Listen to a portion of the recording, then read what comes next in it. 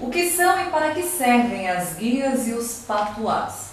Primeiro, quando nós falamos de patuá, nós associamos patuá à proteção. Patuá significa bolsa e está ligado à época da escravidão, a uma frase conhecida até hoje por muitos: quem não tem mandinga não carrega patuá. O negro escravo, quando estava preso à fazenda, tinha os mandingas, que eram os capatazes da fazenda, que eram negros muçulmanos que vinham para o Brasil e que tinham um compromisso de servidão com o senhor de engenho, bem mais comprometidos que o negro que queria fugir da senzala.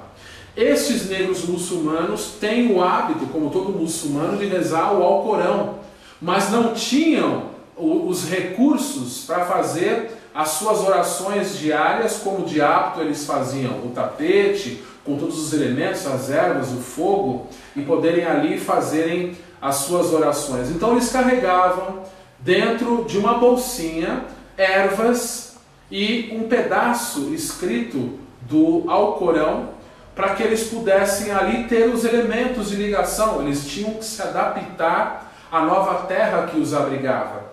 Quando o negro fujão pegava um dos mandingas, que mandingar é falar, é rezar, é atuar, ele fugia a cavalo por dentro do mato, e quando os outros mandingas o encontravam, ele era questionado se ele era um irmão de crença, e ele dizia que sim, então ele tinha que rezar o Alcorão. Ele tinha que falar no dialeto muçulmano, islâmico, para ele poder passar por eles. Daí veio o chavão da senzala: quem não tem mandinga não carrega patuá. Quem não sabe rezar não carrega aquela proteção, aquela bolsinha que eles têm. Isso não tem fundamento dentro da Umbanda. Isso é um fato histórico da escravidão. Quando nós falamos das guias e colares, nós encontramos dentro dos terreiros guias feitas de ditos elementos de cristal, que são muito caras, as guias de cristais.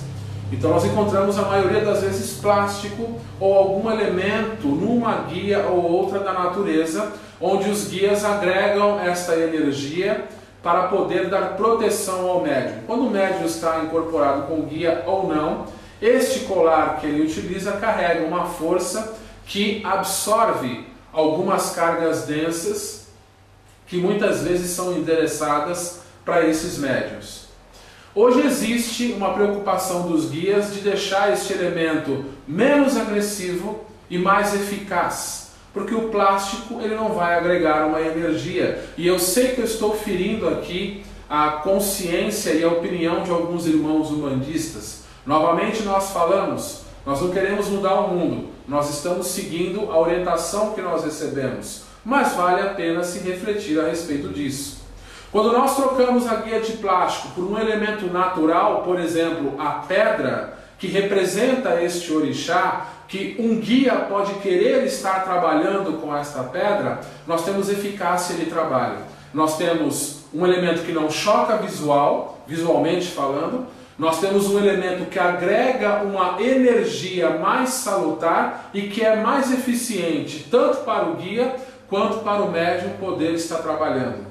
Então, a função das guias e colares é dar um reforço no campo espiritual do médium.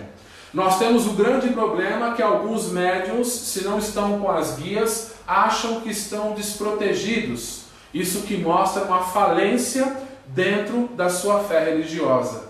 A Umbanda ela não barganha com os elementos ritualísticos. Você tem o elemento certo para o momento certo, mas isso não significa que se você não estiver com uma guia, você está exposto a qualquer tipo de energia, porque os seus guias vão dar as costas para você.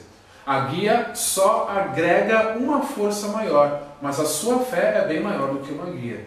Então, a função desses elementos, dentro do conselho dos guias que nos acompanham, devem ser 100% naturais. Nós optamos pelo elemento mineral nas nossas guias, que são as pedras representativas da força de cada orixá. Cada casa, respeitando o panteão de guias que militam na mesma, se aderirem a essa sugestão, devem seguir o conselho do guia de qual o melhor elemento que se deve utilizar. Meu Pai.